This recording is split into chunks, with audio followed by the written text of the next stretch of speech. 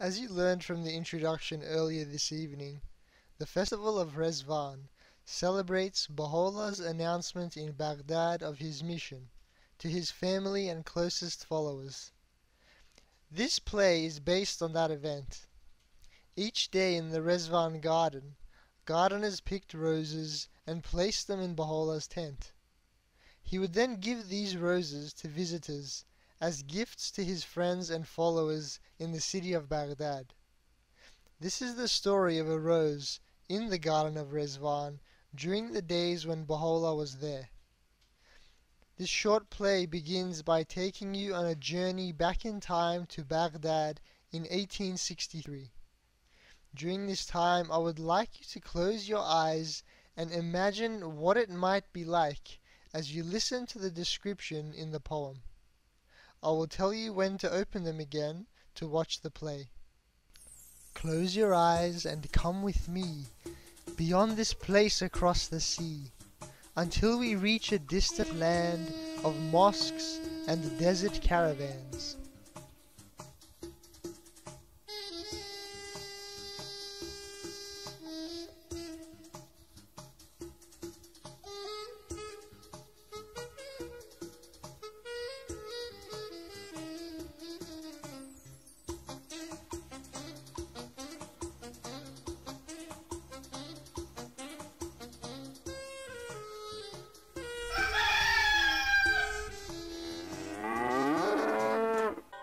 Welcome to Baghdad. Come inside, admire the city, feast your eyes, smell the spices, explore the bazaar, look at things from near and far.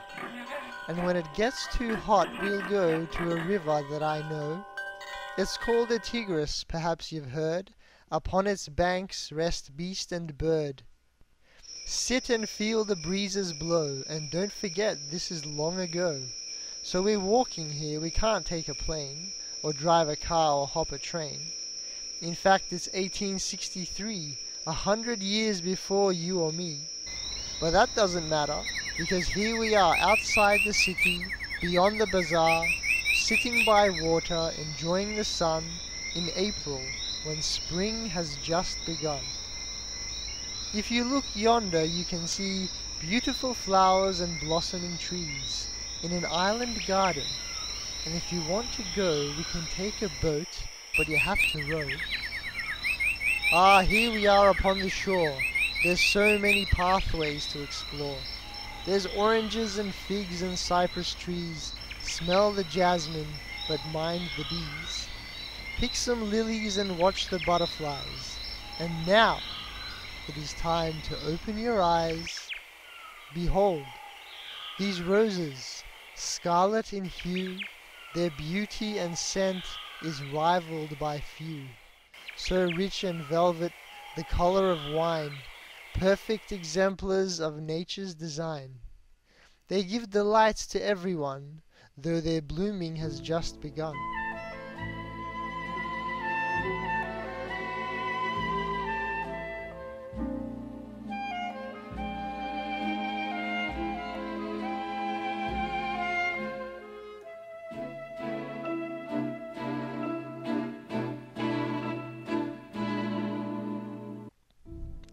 Ah, here comes a nobleman, lovely and tall, passing this way to go to a ball. His outfit is splendid, his jacket agloat, but he would like something to put in his coat. Walking along, he decides on a rose, and seeing our bushes thinks, ah, one of those. Our roses give off such flawless perfume, and seeing him come, they both strive to bloom. They stretch their hardest, they push and they pull, and suddenly one of them opens in full. The nobleman approaches. It's not hard to choose. The one that has blossomed he just can't refuse. With the rose in his coat, the outfit's perfected, and the other rose shrinks, feeling rejected. Oh well, it thinks, my turn will soon come, although it still feels just a little bit glum. But the big sky is blue, and the bright sun it shines, and the rose bush is thinking, the next one is mine.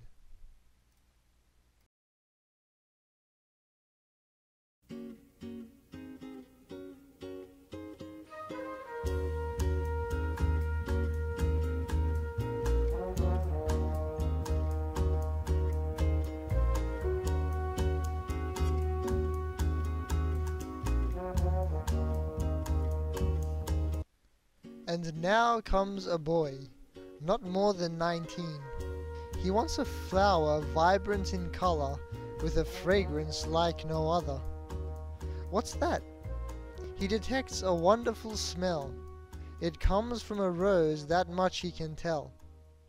The bushes can see that he's coming up close. I'll do it this time, thinks our little rose. It squeezes and pushes, it's ready to burst, when all of a sudden the other opens up first. The boy wanders up, it's perfect, he thinks, and as the other blossom is picked, the rose's heart sinks. I'm useless, it wails, I'm really no good. Why don't I blossom like real roses would? Its stems start to droop, the leaves start to wither, but just then a man is seen coming hither.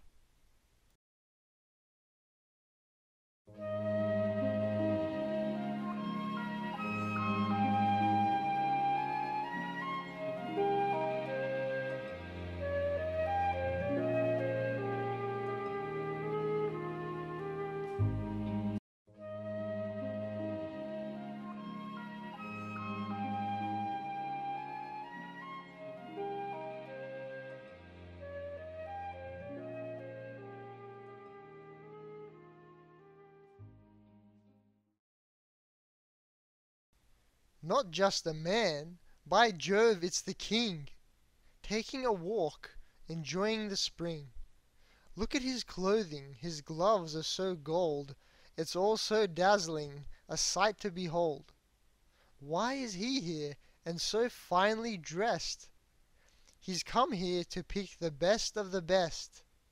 There's a banquet tonight, in just a few hours, and he needs to embellish the tables with flowers. He walks up and down, inspecting each plant. Now is the time. I can't fail, I can't, thinks the rose, as it pushes with all of its might to keep buds and leaves all standing upright. The king looks so stately, so wonderfully fine, and the little rose is praying, "Pick mine, pick mine." It's sure it is ready. It's time long overdue, just as the other one blossoms with two. The king stops and he picks. He decides finally that these two lovely roses are worthy of me.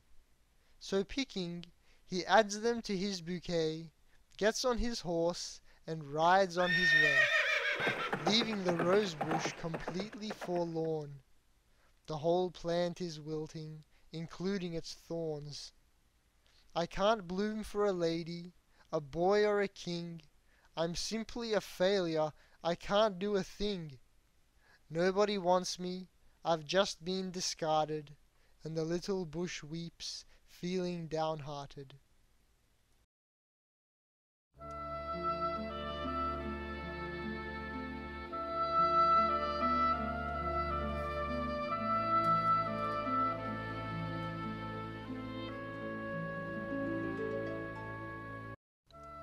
Just then he hears footsteps. A man's walking near with rough, soiled gloves, lots of wrinkles, a beard.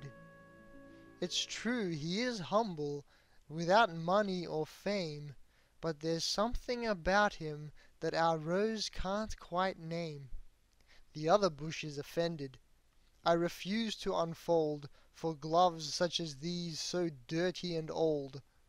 So the bush droops its head and shrinks in disgust. But our bush is thinking, I must bloom, I must. It trembles with hope and tries like never before, thinking, this is the hand I've been waiting for. The leaves straighten up, its roots start to stir, and then the bud blossoms for this old gardener. The gardener stops. He bends closer to see The petals are flawless, with complete symmetry. Inhaling the fragrance, he thinks, "Ah, perfection," and takes out his clippers to make the selection. He picked the bush's blossom, and off the two went. When crossing the garden, they came to a tent. As they drew near it, the rose felt magnetized, and it was just as they entered that it began to realize that its fate was special. Its reason for being was bigger than a boy, a nobleman, a king. It was a gift adorning a blessed tent that was preparing to witness a momentous event. Its whole being quaked as it was laid on the floor, lovingly placed at the feet of its Lord. It felt luminous, overwhelming elation as it witnessed the birth of a new revelation.